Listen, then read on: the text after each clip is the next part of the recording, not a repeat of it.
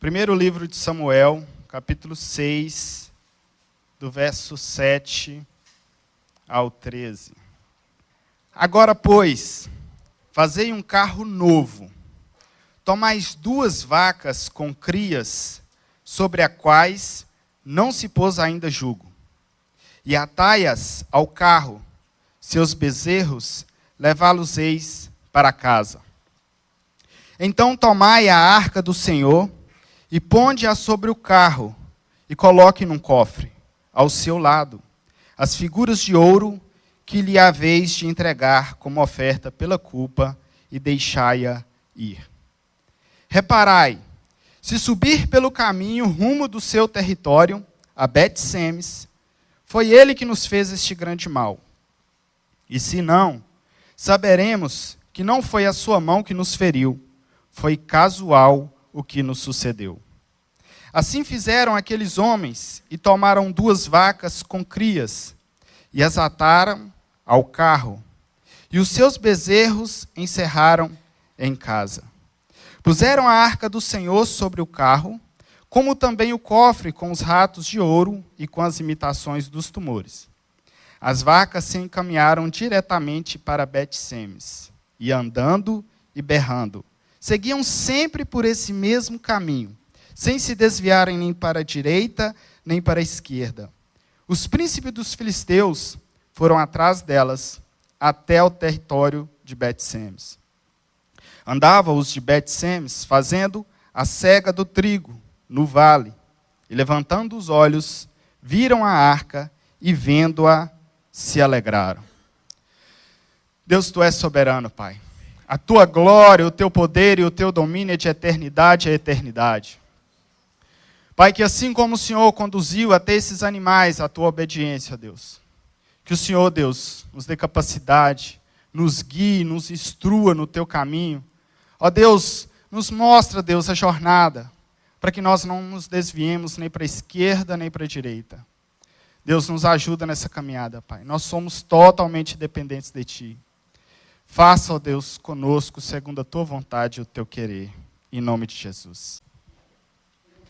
Eu acredito que eu já tenha passado por esta passagem específica das Escrituras, talvez, pelo menos 3 vezes. Mas eu confesso que se alguém chegasse para mim e dissesse que nas Escrituras existe 2 vacas que testemunharam a respeito do poder de Deus, da autoridade de Deus, do domínio de Deus, eu diria que ele estaria inventando algo. Porque, embora eu já tivesse lido, eu não havia observado esses acontecimentos.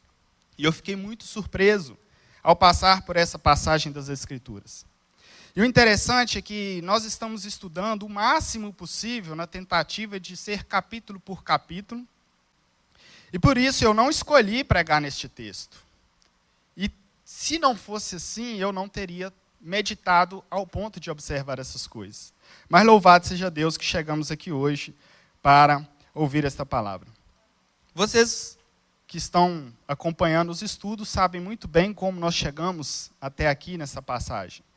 E a única observação que eu faço é que, ao meu ver, essa história do livro de Samuel não tem a ver com aquela pobre Ana chorando, pedindo um filho.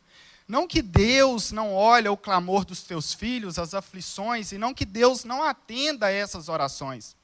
Mas a história de Samuel, para mim, não é por causa da pobre Ana. É por causa de um Deus poderoso, um Deus zeloso, que olha para a sua arca da aliança, vendo ali os sacerdotes fazendo o que estavam fazendo com ela. Eu vejo Deus olhando para a sua santidade, vendo a perversidade dos sacerdotes diante da glória de Deus, sem zelo, sem temor, sem nenhuma santificação. Eu vejo Deus olhando e falando, eu preciso mudar essa história. Eu preciso mudar essa situação. E Ana se coloca numa situação em que ela oferece para Deus exatamente o que Deus está à procura. E nesse momento que a oração de Ana entra em encontro com o desejo do coração de Deus, a oração dela é prontamente atendida e a história começa.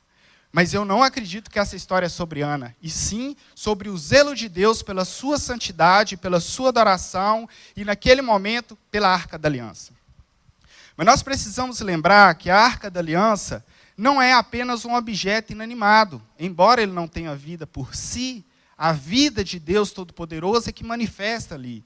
Não era sobre o objeto, sobre o ouro, ou sobre o valor, ou sobre a beleza arquitetônica ou da artificiaria que a fez, mas era sobre a glória de Deus que estava ali. Não era só uma representante da glória de Deus. De fato, a glória de Deus se manifestava naquele lugar, porque Deus escolheu assim.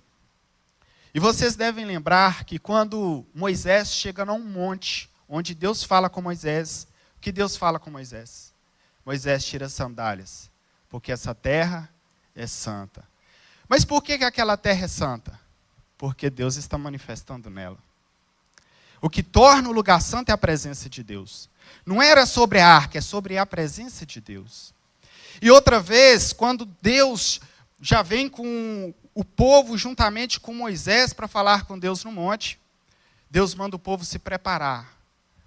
Moisés leva um recado para que o povo se prepare para encontrar com Deus. Eles jejuam, eles se preparam, eles se purificam. Mas mesmo assim, quando chega a hora de ir, eles falam: Moisés, vai você e ouve o que Deus tem para falar e fala conosco. Porque se nós subirmos, nós vamos morrer. Sabe o que é isso? Temor e zelo. E Deus reprovou esse pedido, essa iniciativa do povo? Deus não reprovou. Deus falou: bom é esta fala, porque ela mostra temor, zelo. Ah, se o povo me obedecesse e temesse dessa maneira. Mas não era por causa daquele monte, é porque Deus estava manifestando sobre ele. Isso eu estou dizendo por quê? Se naquele simples monte, e olha que eu falo simples comparado às outras coisas que Deus se manifesta. Porque Deus se manifesta na Arca da Aliança, outros locais que Deus escolheu para a sua glória, templo, igreja e onde há o mover do Espírito Santo. O mesmo temor devido com a Arca da Aliança, nós precisamos sim entender que esse temor ainda é requerido, onde a presença de Deus está se manifestando. Porque nós precisamos lembrar que nós não estamos nos atentando a um objeto, a Arca da Aliança, mas sim a presença de Deus que se fazia na Arca da Aliança. A Arca da Aliança sem a presença de Deus seria só um objeto, seria só algo que traria lembrança, mas de fato, Deus escolheu se mover naquele lugar por seu próprio poder e sua própria autoridade. Quando, então, Deus institui a Arca da Aliança, e ele vê ali o povo com tal perversidade, ele precisa tratar com a devida providência necessária para a santidade que era exigida naquele lugar. Então Deus vai e olha e vê os filhos de Eli, os sacerdotes, tratando a arca, fazendo coisas perversas diante da presença de Deus. E Deus, então, precisa dar fim a esta família sacerdotal e recomeçar uma nova família sacerdotal. Então chega um tempo, há um dia, em que nós já vimos quarta-feira passada, que, então, o povo, os sacerdotes, que já haviam cometido coisas perversas diante de Deus, eles decidem, eles tomam uma decisão de pegar a Arca da Aliança e levar para o acampamento de guerra. Eles queriam usar a Arca da Aliança em benefício próprio para vencer a guerra. Eles queriam que a Arca da Aliança, ao invés de ser para adoração, ao invés de ser para falar com Deus, ao invés de ser para manifestar a presença de Deus, eles queriam o quê? Vitória. Eles queriam a bênção pela presença de Deus. Mas Deus não se agradou disso. Os filhos dos sacerdotes que não deveriam ter permitido isso, eles mesmos estavam transportando a Arca da Aliança naquele momento. E neste dia, a história do povo muda. Porque nesse dia que os filhos de Eli morrem, Eli também morre, a Arca da Aliança sai de Israel e a glória de Deus se foi. Além da derrota, destruição de Siló, a Arca da Aliança vai para o acampamento inimigo. Mas nós precisamos entender que, quando isso aconteceu, o fato foi o seguinte: quando Deus chegou no acampamento, quando a Arca da Aliança chegou no acampamento israelita, houve muita alegria, houve um alvoroço muito grande, uma comemoração muito grande. Por quê? Porque a Arca da Aliança veio para o acampamento israelita. O que eles pensaram? Agora que o nosso Deus está conosco, nós vamos vencer. Esse era o motivo da festa, da alegria e do alvoroço. Só que o acampamento dos filisteus, do inimigo, ouviu de tão grande que foi o barulho. E eles olham e observam o que está acontecendo, que alvoroço é esse? E quando eles veem, eles observam que é a Arca da Aliança no meio do povo de Deus. Só que eles, por mais que não eram servos de Deus, por mais que eles não tinham intimidade com Deus, eles já tinham ouvido falar sobre Deus. Tanto que no verso 6, um verso antes de onde nós começamos a ler, quando os príncipes dos filisteus vão buscar por orientação do que fazer com a Arca da Aliança, ele usa como argumento para que eles ouvissem as instruções dele as seguintes palavras: por que, pois, endureceríeis o coração, como os egípcios e Faraó endureceram o coração? Porventura, depois de os haverem tratado tão mal, não os deixaram ir e eles não se foram? A que fato eles estão fazendo menção neste momento? Eles estão fazendo menção à saída do povo do Egito. Significa que os inimigos de Israel, que os povos vizinhos, sabiam dos feitos que Deus havia feito com o povo de Israel. Os povos vizinhos, os povos inimigos, os povos pagãos, temiam a presença de Deus. Mas o povo de Israel não temiam a glória de Deus. Só que alguém muito corajoso, por mais que os filisteus ficaram apavorados, com medo, alguém os incentivou a invadir o acampamento de Israel, a guerrear, mesmo eles entendendo que eles estariam perdidos. Porque quando eles viram que aquele Deus todo-poderoso, que eles haviam ouvido falar, estava no meio do povo, o que eles pensaram? Estamos perdidos. Não tem mais jeito, nós vamos ser derrotados. Mas eles foram incentivados a atacar. E eles, por permissão de Deus, venceram a batalha. E quando eles venceram, levaram a arca, a família sacerdotal foi morta, destruição de Siló, e muita coisa acontece. E é nesse dia que se diz que a glória de Israel se foi. Mas então, como eu disse, foi permissão de Deus. Só que quando eles têm essa vitória, eles não sabem que é permissão de Deus. Porque eles não conhecem Deus a esse ponto. Até hoje, nós crentes, depois de tanto tempo de história, depois de tantos ensinamentos bíblicos, nós temos dificuldade para entender as permissões de Deus. Imagine este povo. Eles não pensaram que era permissão. Eles pensaram: vencemos o Deus de Israel. E mais ainda, eles pensaram: os nossos deuses venceram o Deus de Israel. A impressão deles é que Deus era fraco, ou que Deus havia morrido, ou que Deus havia perdido, ou que Deus não tinha força suficiente para vencer. E é interessante porque, muitas vezes, até nós cristãos, às vezes, nesse naufrágio da fé, nesse altos e baixos, às vezes nós temos a impressão de que Deus está dormindo, de que Deus está fraco e que não está vendo e que não está fazendo. E se nós, às vezes, quase chegamos, por um lapso de tempo, cogitar nessa possibilidade, imagine os ímpios, imagine as pessoas que nos veem de fora, que veem um crente padecendo, que vê o povo de Deus sendo blasfemado, ou que vê até o próprio nome de Cristo sendo motivo de chacota. Eles pensam: se Deus estivesse vivo, ele tomaria providência. Se Deus tivesse poder, ele fazia algo. Mas, na verdade, Deus vê tudo. Deus está com tudo anotado. O cálice da ira está enchendo e vai chegar o tempo que, sim, Deus trará à tona todas essas coisas. E para alguns, nós chamamos isso como o grande e temível dia do juízo. Não é aquele dia glorioso da noiva se encontrar com Cristo, é o dia do julgamento. Não, não está despercebido. Não, Deus não está dormindo. Deus não está fraco. E Deus não deixou de ver. Eles entenderam que havia vencido Deus. E então eles levam a Arca da Aliança para o seu território. E eles começaram muito bem.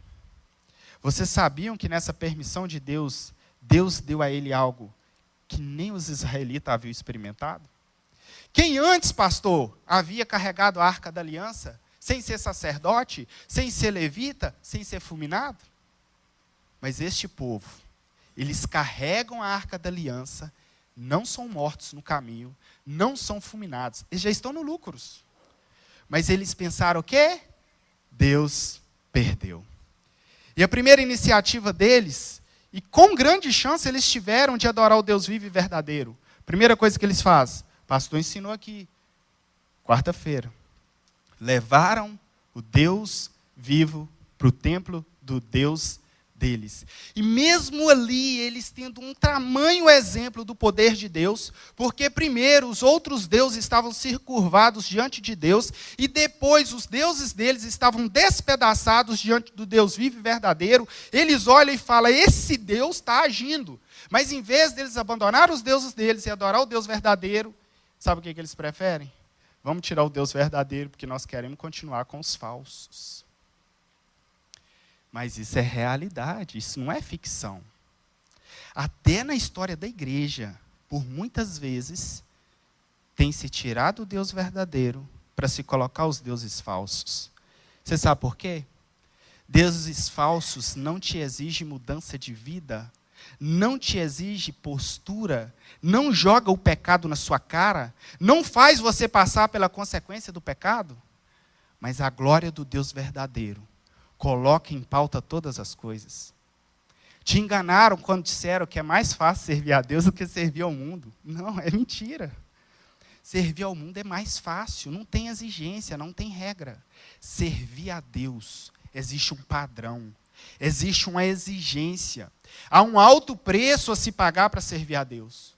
A diferença é que a nossa herança com Deus é garantido. Deus é vida e o mundo é morte. Mas em termos de viver no mundo, com certeza é mais fácil. Você tem direito de roubar? Tranquilo. Se deu certo, aplausos. Matar, se foi lucro para você? Aplausos. Se você conseguiu subtrair algo e não foi preso, maravilha, você é um exemplo, você é coach do furto. Mas dentro da igreja, não. Vocês querem ver um exemplo? Vocês sabem que a estatística, infelizmente, agora já aponta que dentro da igreja o índice de divórcio é maior do que lá fora, né? Vocês sabiam, não? Terrível, né? Lá fora, as coisas complicam. Tem amante, está casado. Está no adultério, está casado. Está na pornografia, está casado. Entre tantas saídas e meios e métodos, estão casados. Ok na estatística. Mas dentro do povo de Deus, ou você assume o compromisso de pagar o preço para o seu casamento glorificar e honrar a Deus, e você viver dentro dos padrões de Deus, ou o seu casamento não subsiste. Porque o próprio Deus traz à tona coisas que lá fora não estariam à tona. Então existe sim um preço para estar com Deus vivo e verdadeiro. É fato isso. Eu sei que é difícil, mas nós também sabemos que é o único caminho. Cadê a Ana Paula? Para onde iremos nós? Palavras pesadas? É difícil estar diante de Deus? Pode ser que sim. Principalmente quando há pecados que precisam ser tratados, quando há mudança de vida que precisa ser mexida, ser modificada. Pesado, Jesus. Vocês querem abandonar? Não tem outro lugar que tem vida. Então vamos ficar, vamos pagar o preço, vamos sofrer as consequências, porque é difícil, mas vale a pena e não estamos sozinhos. Amém. Mas quando a arca chega, então, no meio do povo filisteu,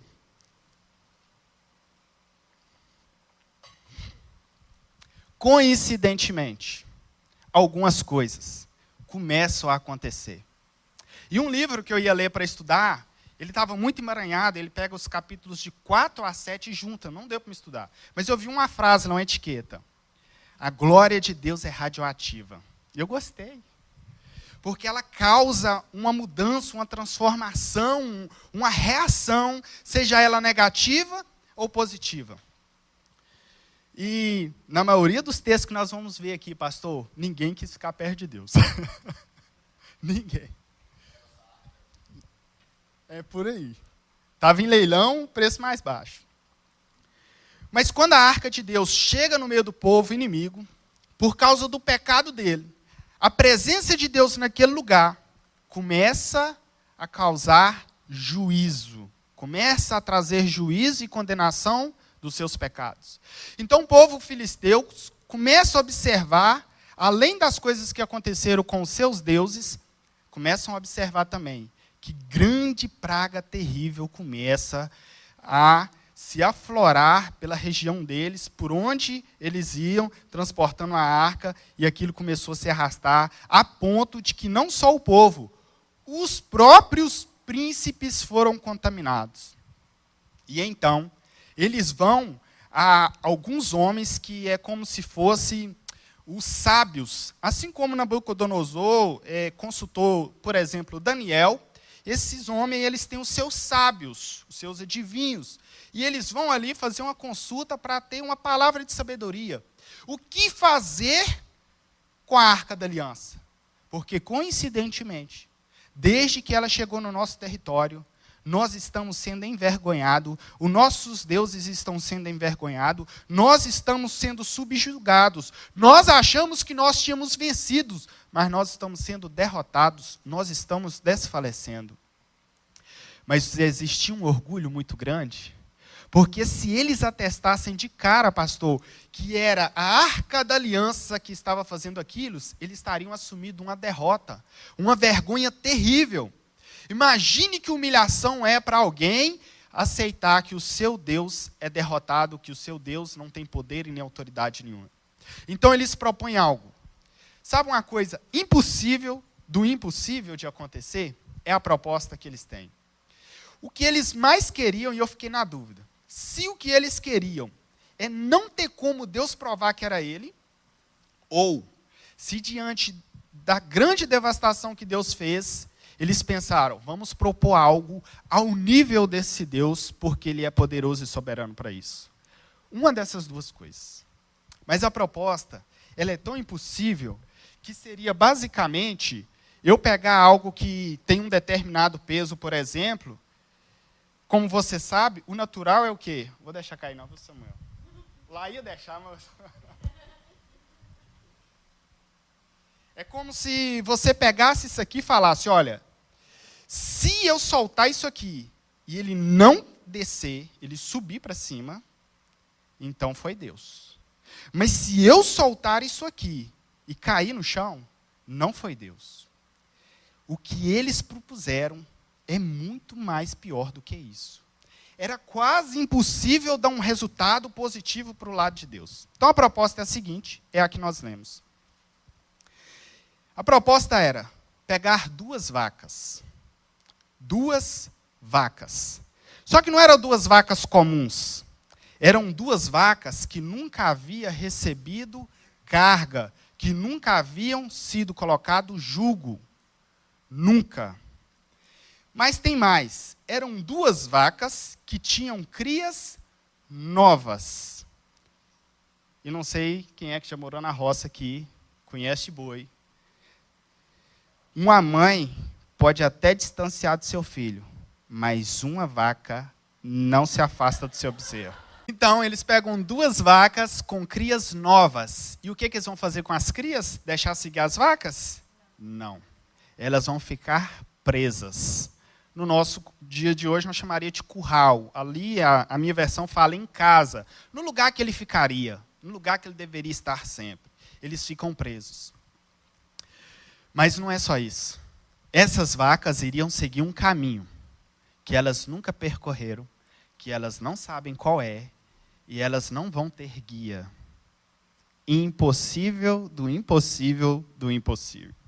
Se nós imaginássemos que uma impossibilidade dessa fosse suprida, que é como que um animal vai chegar num caminho que ele não sabe o destino, nem para onde está indo, e muito menos como chega lá. Essa é uma impossibilidade. Ainda que isso acontecesse, que é impossível, nós esbarraríamos no bezerro. Porque ainda que ela soubesse o caminho, ainda que ela tivesse um GPS digital como nós, ela não deixaria o seu bezerro para trás. Tanto é que o texto diz que elas estavam andando e berrando. Além de que elas também nunca usaram jugo, né? Então elas provavelmente, ao colocar o peso, elas ajeitariam. Exatamente. E depois, no final, eu quero até contar algo com relação ao jugo, que eu fui surpreendido essa semana. Então, vencendo essa impossibilidade, elas enfrentariam a impossibilidade do bezerro, que elas não se afastariam deles. E se ainda assim suprisse essa impossibilidade, nós esbarraríamos na impossibilidade do jugo. Porque nenhum animal, quando recebe um jugo pela primeira vez, ele aceita de bom grado. Ele anda, ele sai correndo, ele sai desesperado, batendo a cabeça, caindo, pulando, desgovernado. Por isso que o texto diz que elas foram andando.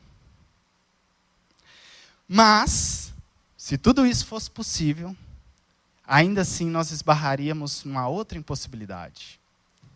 São duas vacas. Basta que uma se dirija para um caminho que já deu errado. Esse é o jugo. Tudo tem que andar na mesma velocidade, na mesma direção e no mesmo sentido. Bastasse que uma não quisesse ir, que daria errado. Bastasse que uma seguisse o caminho contrário, que daria errado. Mas, pela glória, pelo poder e pela autoridade de Deus, algo surpreendente acontece. E é o texto que nós lemos. O verso de número 12. Amém. As vacas se encaminharam diretamente para Bet-Semes. Não tinha guia, não tinha um caminho reto para lá, mas elas se encaminharam para lá. Sobre qual direção? Do Deus Todo-Poderoso. Do Deus que tem controle até sobre os animais. Até essas vacas estavam sobre um domínio de um Deus que tem poder para controlar todas as coisas, todas as situações. Imagina bem, como que isso é possível? Um ser irracional e suprindo ainda até mesmo seus instintos. Elas caminham em direção a um lugar que elas não sabem onde, nem para onde estão indo, e nem qual o caminho. Mas por que a arca foi para Bet-Semes? Cidade levítica, ali havia pessoas para recebê-la. Siló, Israel perdeu na guerra. E ali, com certeza, já não tinha mais como ter a adoração. E essas vacas, o verso continua dizendo que elas andando e berrando. E esse berrando aqui me chama a atenção também. Por que elas estavam berrando? Andando já manifesta ali um que para nós seria um domínio próprio, né? Porque como o próprio irmão disse, o jugo faria com que elas se desesperassem, que elas se alvoroçassem a ponto de cair, de tropeçar, de se debater. Então, andando já é um milagre, já é um domínio próprio que Deus instaurou. Mas o berrando é porque os seus bezerros haviam ficado para trás.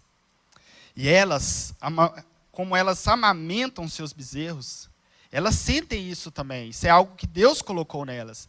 Então, elas não queriam estar seguindo aquele caminho.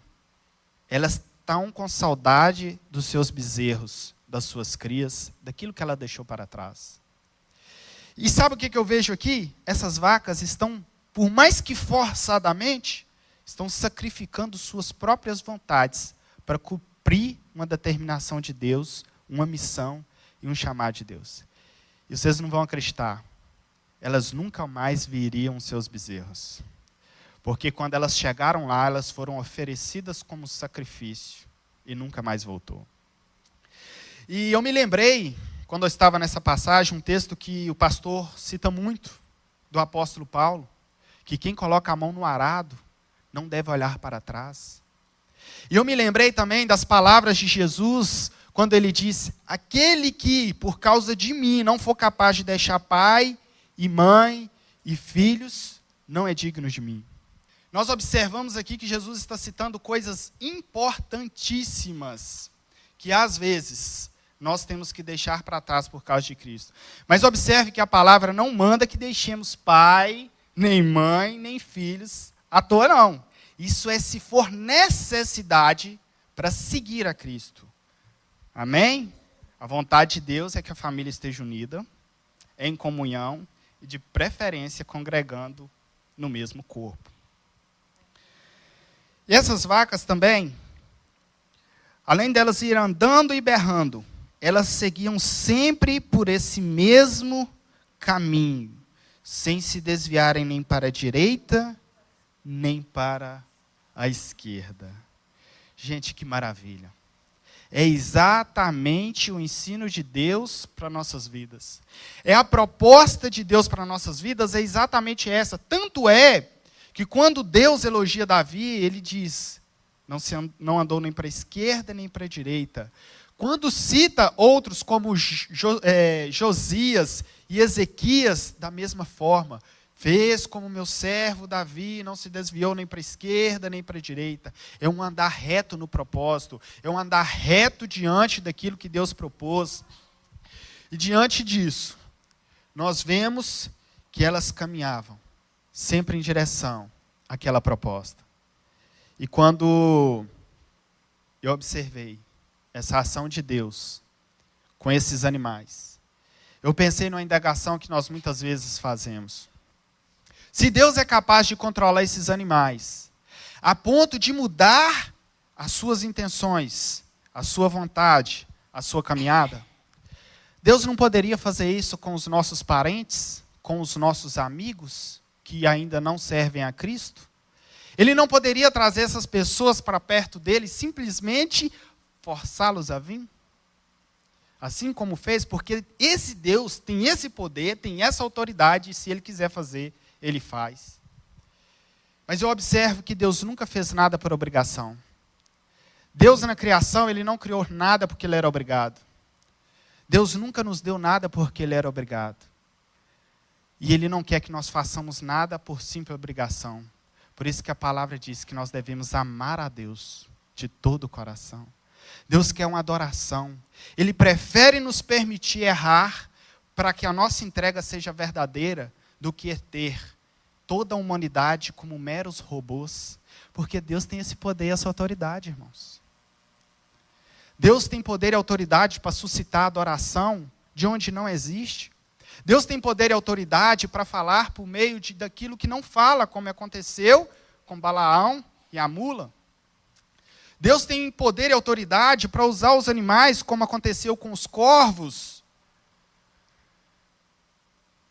Mas Deus escolheu nos dar a oportunidade de servi-lo por amor, por vontade própria.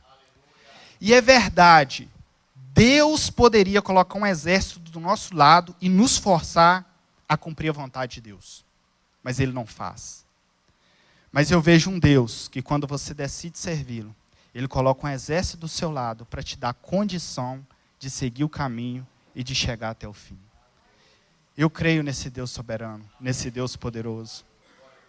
Os príncipes dos filisteus foram atrás delas até o território de Bet-Semes. Irmãos, esses homens não estavam guiando esses animais. Eles só estavam observando o que estava acontecendo. E não sei porquê, mas eu vejo esses ímpios glorificando a Deus. Eu vejo esses homens indo atrás desses animais, não é possível. Naquela encruzilhada ali, nem aquele pessoal que passa aqui direto, às vezes eles se perdem. Não, ali não passa não. e a vaca. Eu fico imaginando eles assim, esse Deus é poderoso mesmo. Esse Deus é soberano mesmo, porque isso é impossível. Esses príncipes só estavam ali para certificar do resultado. E eu imagino, embora a palavra não revela, que quando eles contaram esses feitos para o seu povo, quando eles contaram como foi o andamento desses animais nessa trajetória, o nome de Deus foi glorificado no meio de um povo ímpio, no meio de um povo pagão. Porque o que aconteceu aqui exalta grandemente o nome de Deus. Agora olha o verso 13. Andavam os de Bet-Semes fazendo a cega do trigo no vale. Levantando os olhos, viram a arca e vendo-a, se alegraram. Fazendo a cega, irmãos, possivelmente eles estavam na melhor fase da vida deles. Naquele tempo não tinha muitas coisas para se comemorar. Não tinha chegada de um carro novo, ou 13º. Não tinha distribuição de lucros. Não tinha esses prêmios que às vezes você recebe de alguma maneira, alguma bonificação. O que eles tinham era colheitas, resultados dos seus plantios. E ele estava num tempo de muita alegria, porque estava colhendo os frutos do seu trabalho. Mas eles observam a arca de Deus chegando. E eles se alegram. E no mesmo dia, eles foram e sacrificaram a Deus. E Deus recebeu o sacrifício. Só que a história aqui, ela não vai entrar muito nesse detalhe. Mas eu preciso te contar o que aconteceu com os de Bet-Semes. Quando a arca chegou em Bet-Semes, muitos curiosos, talvez até pensando no que aconteceu com os filisteus, talvez até pensando, os filisteus pegaram a arca, nós vimos eles carregando ela, e eles não morreram. Aquilo que nos contaram, que a nossa geração passada contou, que não pode olhar, que tem que ter um véu, que tem que ser coberta, deve ser mentira. Sabe o que eles fazem? Vamos abrir, vamos dar uma olhada. Não deve ser tão perigoso assim. Não deve dar tanto temor. Deve ser conversa. Moisés e Arão, eles queriam fazer medo na gente. Vamos lá? 70. Olha a arca. Morreram 70. Morreram por falta de temor e de reverência e de ouvir a palavra de Deus, porque a palavra de Deus, como deve ser tratada a arca, até hoje está mantida, irmãos. Até hoje nós sabemos que não podia. Até hoje nós sabemos que tinha uma distância. Até hoje nós sabemos que o sacerdote que podia entrar lá tinha prazo, ele nem podia entrar lá todo dia, era uma vez por ano. Tinha uma reverência, tinha formas, tinha um ritual a se seguir, mas eles não obedeceram à direção de Deus, à palavra de Deus, e eles morreram. Sabe o que Bet-Semes fez com a glória de Deus? Ao invés deles falar, precisamos tratar com temor e reverência, esse Deus é poderoso, eles falaram, vocês não querem levar para vós, não? Vocês não querem levar a arca para vocês, não? E assim, eles providenciaram que a arca de Deus saísse do meio deles. Irmãos, quando domingo passado, depois de ter meditado nessa palavra, quando eu fui tomar banho, eu comecei a pensar numa relação. Eu quero que você feche os seus olhos e você tente fazer essa correlação comigo.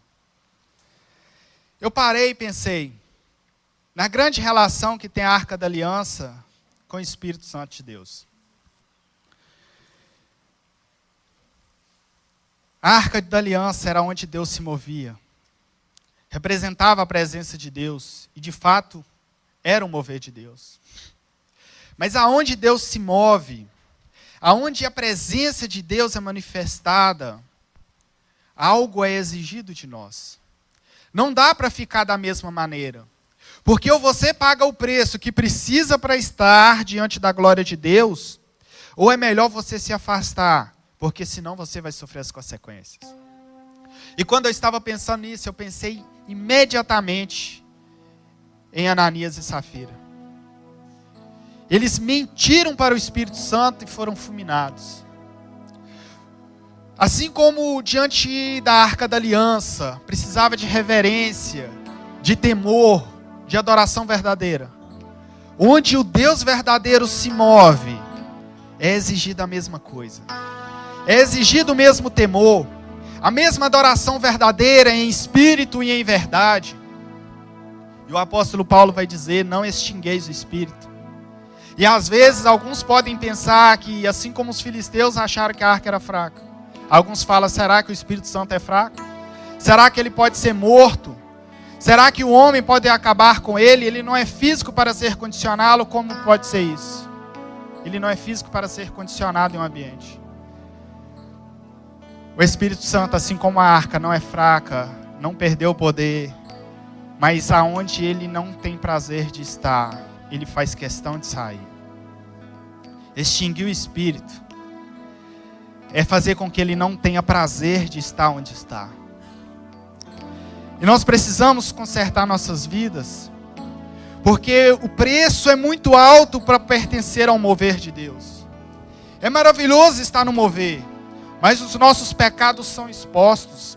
As consequências, elas vêm muito rapidamente. Então por isso é melhor consertar com Deus. É melhor alinhar com a palavra do que sofrer as consequências. Lá no mundo você vê eles fazendo tantas coisas e nada acontece.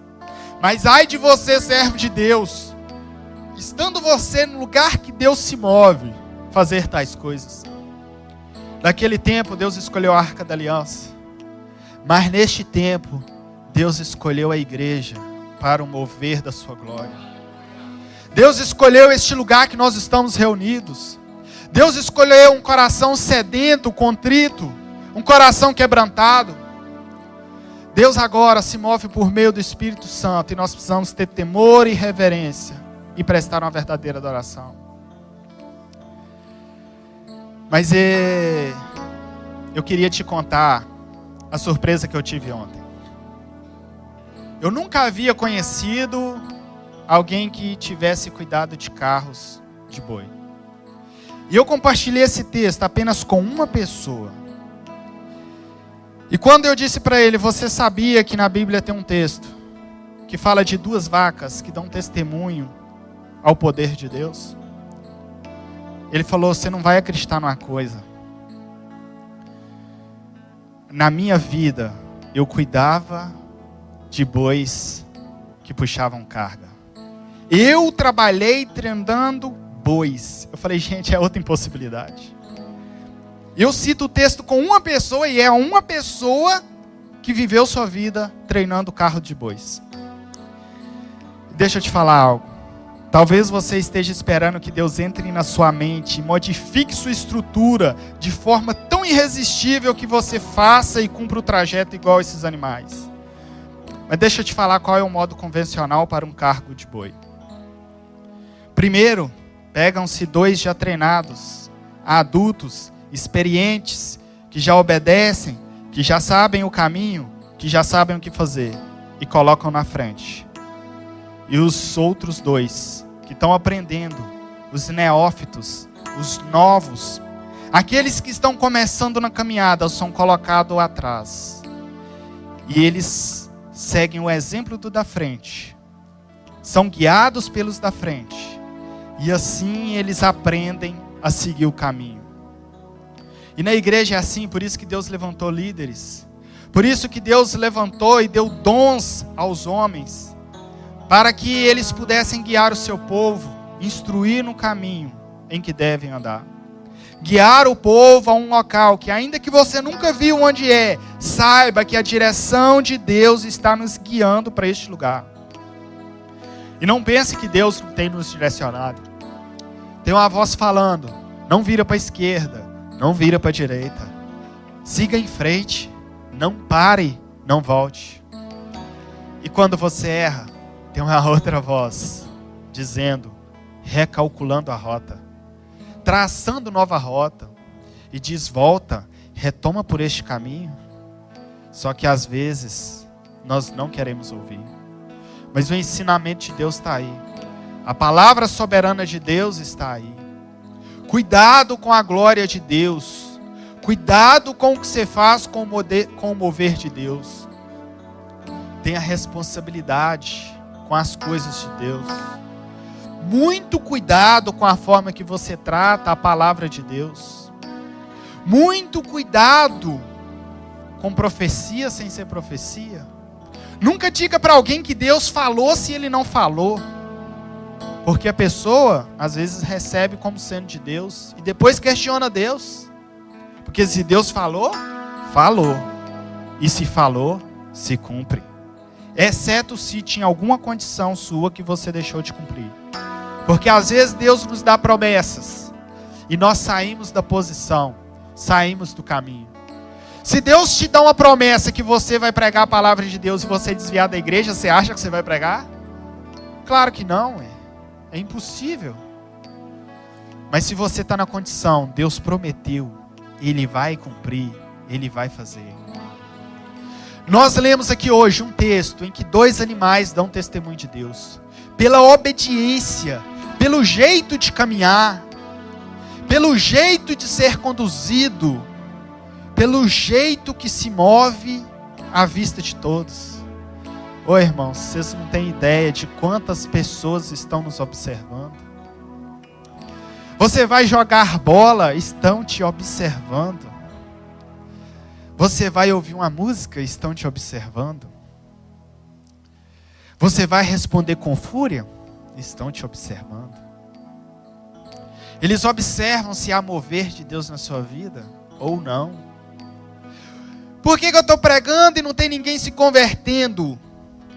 Será que eles estão vendo o que gostariam de ver? Será que eles estão vendo você seguindo aquela palavra que você diz que é? Ó Deus, eu clamo a Ti nesta noite, Pai, por direção. Ó Deus, eu te peço, eu sei que o Senhor tem falado conosco, ó Deus, mas que o Senhor aumente a intensidade da sua voz, ou que o Senhor abra os nossos ouvidos, ou que o Senhor abra os nossos olhos para que nós possamos ver, ou que o Senhor abra a nossa mente para entendermos. Ó Deus, que se tiver algo impedindo-nos de observar, de ver a sua direção, que o Senhor, ó Deus, possa eliminar de nossas vidas. E eu te peço, ó Deus, que as nossas vidas deem testemunho do Teu poder, porque o Senhor é poderoso, o Senhor é maravilhoso, e a Tua glória, ó Deus, não tem nada melhor do que a Tua glória. Ó Deus, aumenta a Tua glória no nosso meio. Eu sei que quando o Senhor faz isso, nós sofremos grandes consequências, mas é melhor, Deus, nós pagarmos o preço pela Tua presença, do que a Tua presença se distanciar de nós. Deus, nós te damos liberdade para o Senhor limpar a nossa casa, para o Senhor limpar a nossa vida. Deus, se for necessário que o Senhor exponha os nossos pecados, que sejam expostos, mas que nós possamos estar diante da Tua presença, que nós não precisemos ser eliminados para que outros nos substituam, mas que nós possamos ser consertados, renovados pela Tua graça, pelo Teu poder e pelo Teu amor. Deus, a Ti toda a honra e toda a glória e todo louvor. Eu te agradeço, Pai, em nome de Jesus. Amém. Amém.